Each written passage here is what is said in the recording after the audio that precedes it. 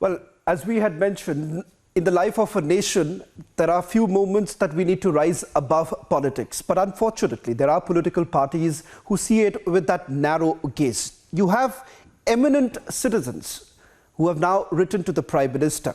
In fact, one of the chief signatories of that very letter to the Prime Minister is a former NIA DG, Mr. Y.C. Modi. In fact, let's just have right now Mr. Y.C. Modi on the screens, who's written that letter along with 270 other eminent personalities of our country, in which they have essentially raised this question as to why what we have been saying, that we need to rise above politics. Mr. Modi, thank you very much for speaking to Republic TV. Straight away, let me ask you this question. Many would say that you're basically siding with a political party, with the NDA government. You too are now being, perhaps at some level, partisan. Is that the motive, or would you say that as eminent citizens, you have nothing to do with any political party, but perhaps, like every other Indian citizen, you would take pride in your parliament?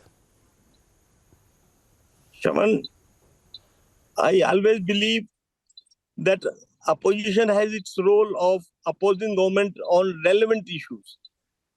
We come from rural background. We see that even if opponent's son has achieved something, then we take part in the celebrations. Here, it's a moment of pride for the whole nation. And boycotting of this event by some parties is very, very disappointing. We feel that it's a moment of pride for the whole country. We are moving with the times. We had a good building of parliament, but now the requirements have changed. So with the changing requirements, we need a modern building. And if the country has made it, it will be a model building for the whole world.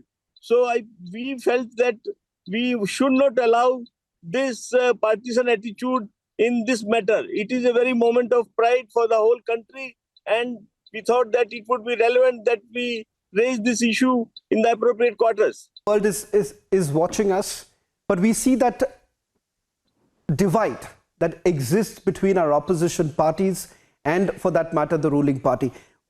Do you think that this could have perhaps been handled better even by the government in order to bring in the opposition parties all together? Because at the end of the day, it should not be a moment when we essentially display to the world that there is a divide on a matter where we should have been extremely proud about.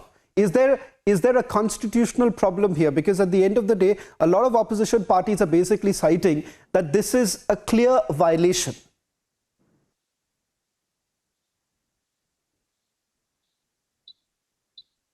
Shravan, we should not think everything in the prism of so-called distorted secularism, because we have been told about the history in a particular manner in last 70 years, when our issues of pride, our symbols of pride, our symbols of nationhood, of our old civilization and culture are being brought out in the present times. Perhaps we all should come together ourselves. There is no question of opposing these things. When we have got this opportunity about knowing our own history, frankly speaking, before this issue we read in the newspapers, before that we never knew about this tradition. Though at the time of independence, perhaps this Sangol was handed over to our then Prime Minister, or Pandit Jawaharlal Nehru. But now when we talk about this, it becomes as if we are doing something new. It is a question of revival of our own history, and we should be very happy about it. And we should be thankful to the current government that they are encouraging this. Shawan?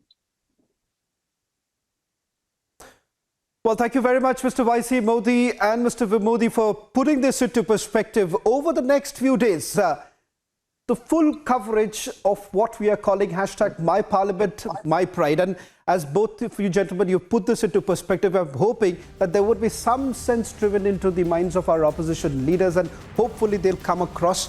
And as multiple appeals have essentially been made, that this is a time to take pride and not really look at this entire thing with that narrow political gaze.